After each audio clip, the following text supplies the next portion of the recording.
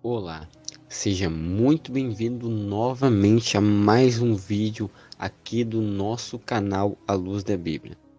É sempre um prazer ter você aqui. Meu nome é Anderson de Oliveira e, como eu falei para você, você está aqui no nosso canal. Temos à noite e geralmente no período da manhã momentos especiais de leitura da palavra de Deus e de um momento especial de oração. É nesse pensamento que eu queria convidar você que está assistindo esse vídeo nos primeiros segundos, deixa aqui o seu pedido de oração ou que está no seu coração que você quer que a gente interceda por você e que a gente faça uma corrente de oração para que Deus possa abençoar você.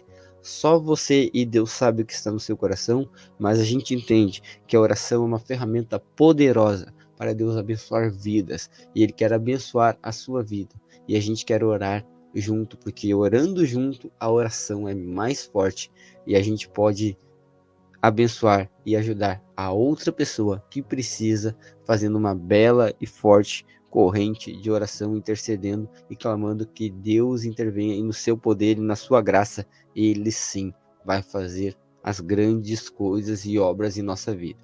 É nesse momento, então, meu amigo e minha amiga, que eu queria convidar você a trazer a Deus todos os seus fardos. Deixa a Deus hoje trazer a resposta que você tanto precisa. Você pode confiar em Deus? Olha só o que a palavra tem a nos dizer a respeito de entregar tudo a Deus e confiar que Deus vai resolver. Quando a gente vai na palavra de Deus, a gente vai lá em Mateus, capítulo 6, versículo 31 a 33. A 34, melhor dizendo. E olha o que a palavra tem a nos dizer. E eu queria comentar com você e ler esses versos. Diz assim, ó: portanto, não se preocupem dizendo o que comeremos e o que beberemos, ou como que nos vestiremos, porque os gentios é que se preocupam com todas essas coisas. O Pai de vocês que está no céu sabe que vocês precisam de todas elas, mas busquem em primeiro lugar o reino de Deus, a sua justiça, e todas essas coisas lhes serão acrescentadas. Sabe? E olha só o que diz assim, o verso 34 ainda. Portanto, não se preocupem com o dia de amanhã, pois o amanhã trará os seus cuidados, basta o dia o seu próprio mal. Eu queria dividir em três aspectos aqui esse texto. Esse texto ele compõe um conjunto de mais ou menos três capítulos, capítulos 5, 6 e 7 de Mateus. Ambos se referem ao famoso Sermão do Monte, aquele sermão com inúmeros tópicos que Jesus passou literalmente, segundo muitos estudiosos e teólogos bíblicos, pregando dia e noite, uma mensagem grande, poderosa, com inúmeros temas que fariam a mudança e mostrariam aquele povo daquela época o contexto geral da missão de Deus, da visão de Deus e a expressão do seu caráter no seu amor através de cada palavra. Mas eu queria focar justamente nisso. Esse imenso sermão com inúmeras coisas dentro dele. Ainda assim, Jesus parece que para um tempo. Em toda a mensagem diz: eu vou falar ao coração deles agora sobre as inquietudes humanas e como lidar com situações difíceis, como lidar com momentos delicados, como ter esperança, como viver em meio às preocupações, como suportar dias insuportáveis. E no verso 31 em diante, eu acho interessante que Deus fala assim: ó, portanto, não se preocupem com as coisas normais da vida, não se preocupem somente com o que vamos comer amanhã, o que vamos vestir, o que eu farei amanhã. Nossa, isso não sai da minha cabeça. Essas preocupações são comuns, são válidas, mas o que Jesus quer dizer? Não se preocupem somente com isso. Isso não é o tudo. Existirá e sempre vai existir inúmeras preocupações, mas entenda as prioridades. Se você estabelece uma prioridade, automaticamente as outras vêm abaixo dela. E o que aqui a ênfase do texto está dizendo? A sua fé em Deus não pode ser maior do que o seu questionamento do problema. A sua garantia de que Deus vai resolver, que vai intervir e que vai agir não pode ser maior que a sua dúvida. não pode ser menor que a sua dúvida, ou melhor dizendo, você quando olhar a Deus, Deus sempre tem que representar a solução. Você não pode achar que o problema é maior que Deus e colocar um sobre o outro e se atrapalhar. Nós precisamos ter bem firme a visão do que as coisas são e de quem Deus é. Então a primeira lição é enfática. Quando Deus nos convida a não se preocupar, está dizendo, você precisa colocar prioridades. Se eu sou Deus na sua vida, então não há nada maior que eu. Descanse em mim e veja a partir de agora o livramento que terá, as bênçãos que vão acontecer, a resposta ao anseio aí dentro. Então a roupa não vai ser mais importante que tudo, o alimento, o mantimento, as coisas básicas que você e eu prezamos tanto vão significar nada em comparado às grandiosidades que Deus vai realizar. Então o que parecia muito agora vira pouco, porque quando a gente coloca Deus na equação certa, Deus multiplica, Deus não subtrai, não divide e não exclui. Deus literalmente acrescenta na nossa vida. E aí começa a fazer sentido a parte 2. Portanto, não seja como os gentios, não seja como as pessoas que não têm Deus, não seja como aquelas pessoas que não se envolvem, não seja como aquelas pessoas que não me reconhecem. Porque essas pessoas, sim, se preocupam somente com coisas materiais, somente com coisas perecíveis, coisas que no todo não fazem sentido nenhum. Sabe, a gente vive num mundo literalmente materialista, literalmente consumista, num mundo onde ter é mais importante que ser. E Deus vem quebrar paradigmas dizendo para nós que o que mais de conquistar, do que mais que adquirir, do que mais de possuir, do que mais de chegar lá, é como chegamos lá, é como alcançamos, é o que fica dentro de nós, é a nossa essência.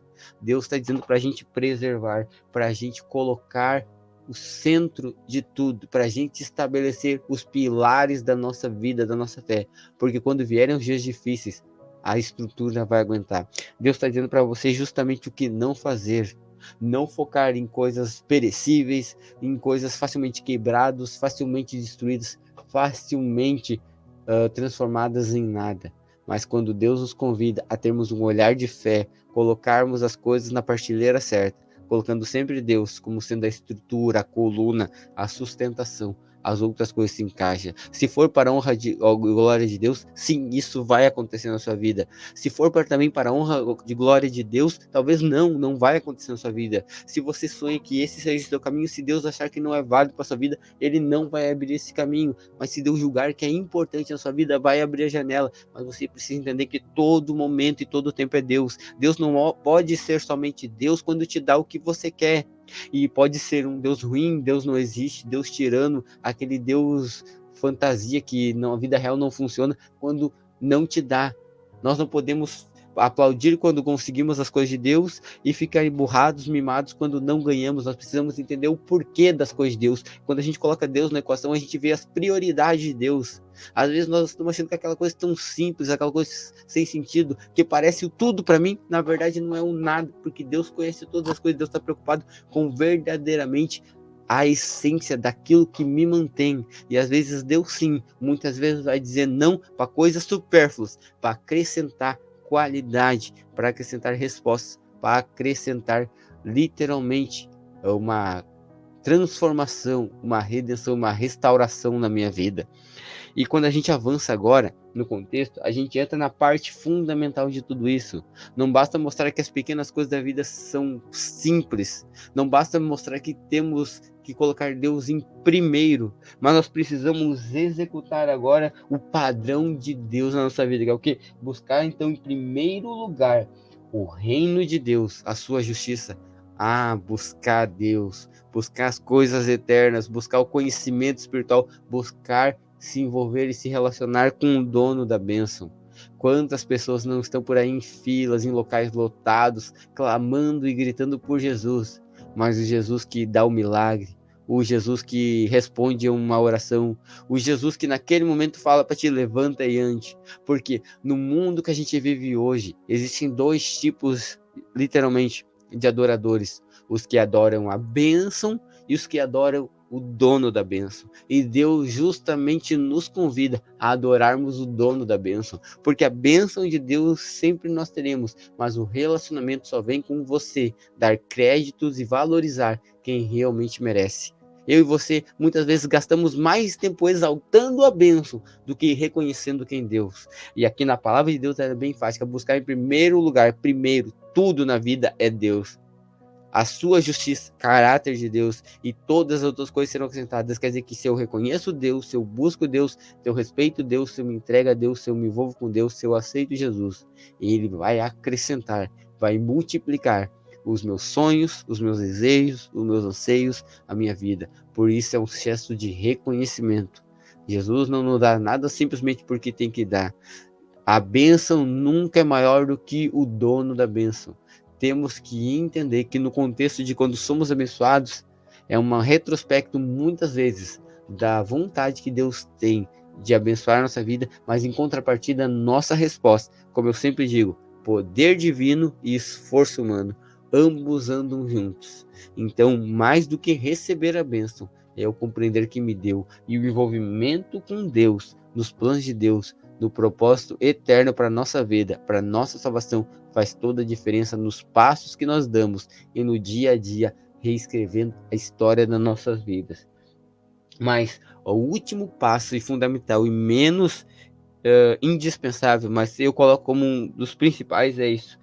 Parem, portanto, de se preocupar, já estava dizendo, com o dia de amanhã, porque o hoje, para se preocupar com o dia de amanhã, pois o amanhã terá os seus cuidados.